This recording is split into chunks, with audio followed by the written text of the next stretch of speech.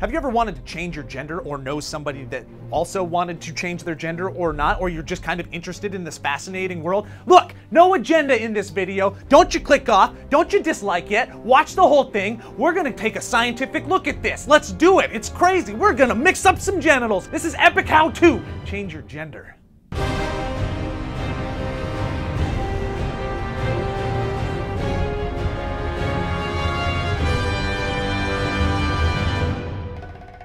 What does transgender mean? If you're interested in changing your gender, then you are considered a transgender person.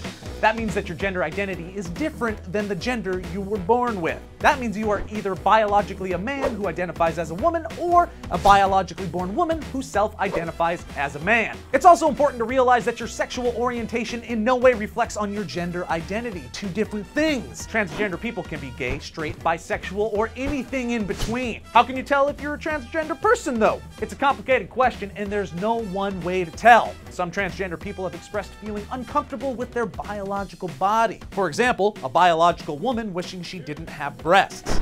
Some transgender people feel more comfortable being friends with or relating to people of the gender they wish to become. And some feel discomfort when people use pronouns for their biological sex. According to gender therapists who specialize in dealing with transgender people, the question you want to ask yourself is, does my physical body match the gender I feel inside my brain? And remember, both gender identity and sexual orientation can be fluid. This is not necessarily a clear distinction in any of this. And that's fine! Another helpful way to determine if you are transgender is to read about other transgender people and see if their thoughts and feelings reflect your own. Whoa, that'd be a little journey of discovery where you experience some revelation. Walking in somebody else's shoes. Crazy! Reading and hearing about the experience of transgender people might connect with you or help you understand your own internal feelings. And there's no time frame on when you can realize you are transgender. Some transgender people have felt like they were transgender as far back as they can remember. Others started identifying as transgender later in life. Now that you've identified as a transgender person, it's time to start transitioning into your new gender. Ooh, it's about to get interesting. You're gonna wanna start first socially transitioning to your new gender. Decide on a new name that you feel is appropriate. If it was me, I'd go with Sarah. Tell your friends and family and inform them to use the correct pronouns when referring to you. You may also wanna purchase new clothing to start dressing as your new gender, or getting a different haircut. After making these changes, you can start getting real-life experience living as your new gender. This might mean using a different bathroom or changing room at a department store. You're also going to want to legally change your gender. In the US, this is done by filing for a legal name change and a new birth certificate with your state's court. That's like a new birthday. 2 birthdays! To legally change your name, you must fill out a petition to change your name and submit it to your state's superior court. Your state should provide all the forms you need online. After a court hearing, you're going to legally be recognized by your new name. Walk in a Joe, walk out a Sarah. To change your gender, you're going to need to fill out a petition for a new birth certificate to reflect your new gender. You'll typically also need to include a letter from a physician. There are also forms for changing your gender on your driver's license, social security card, and passport. That's a wallet makeover! The exact process differs from state to state, so check your state laws before filing, you silly. Now, after all of that, if you want, there are also medical options out there to physically alter your gender. None of these surgeries are absolutely necessary. Again, gender can be fluid, so it's like whatever you want to do. In many states, you need to first see a gender therapist. Also, if you're under 18, you're going to need permission from your parent or guardian. And living under their thumb. Then, doctors recommend you take hormones to help your body become either more masculine or more feminine. If you have a male body, like mine, you're going to take estrogen. Estrogen will make your voice higher, increase the size of your breasts, and reduce the size of your penis. If you have a female body, like mine, you'll take testosterone.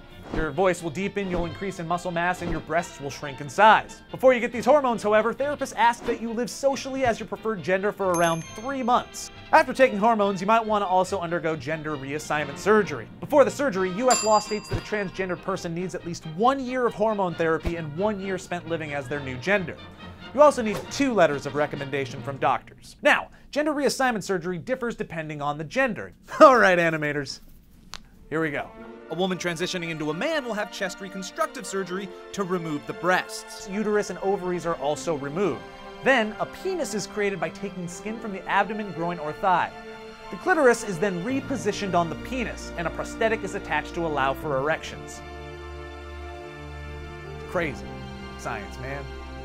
It's like, you gotta admit, it's at least fascinating. Transgender women can have a surgically constructed vagina. This is done by inverting the penis and using the glands of the penis to form a clitoris. The testicles are removed and the urethra is cut shorter. Excess skin from the scrotum is then used to form a labia. Wow! It's just... wow! Transgender women can also have plastic surgery to feminize their facial features, such as their eyes, nose, chin, and hairlines. You can also use electrolysis or lasers to permanently remove facial hair. The Adam's apple can also be shaved down to be made less prominent. Trachea shaving can also help raise your voice. We are Play-Doh. That's all we are. Take a little bit of the green Play-Doh off and throw it back on. Gender reassignment surgery isn't cheap. It can cost anywhere between $40,000 and $75,000. Luckily, medical insurance is beginning to cover some of the cost. Now, if you're not a transgender person, you can still be a good ally to the transgender community. Be supportive and inclusive. Support gender-neutral bathrooms in your school or workplace.